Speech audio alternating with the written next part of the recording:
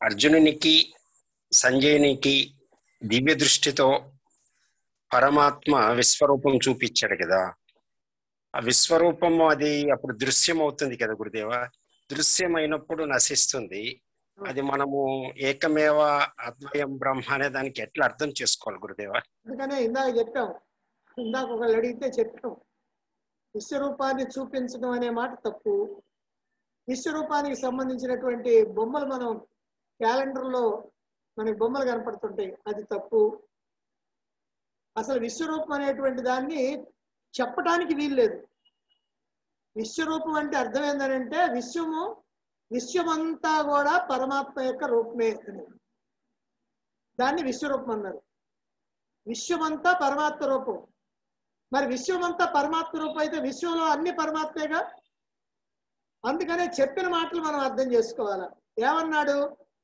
దేవతలు ఉన్నారు, లలాటంలో బ్రహ్మదేవుడు, ఇక్కడ హృదయంలో ఈశ్వరుడు, అట్లానే దేవేంద్రుడు, దేవతలు, ఒకవైపు ఒక చేయి పాండవులు, ఒక చేతిలో కౌరవులు, మరి దేవతలు, దానవులు, యక్షులు, కిన్నెర్లు, కింపురుషులు, గరుడులు, గంధర్వులు, సిద్ధులు, సాధ్యులు, విద్యాధరులు, పన్నగులు, పన్నగులు అంటే పాములు, అలాగనే రకరకాలైనటువంటి జంతువులు, చెట్లు, చామలు, మొత్తం ఆయన శరీరం నుంచి జారేటువంటి చెమట, అది సముద్రాలు, ఇలా భావించమన్నాడు.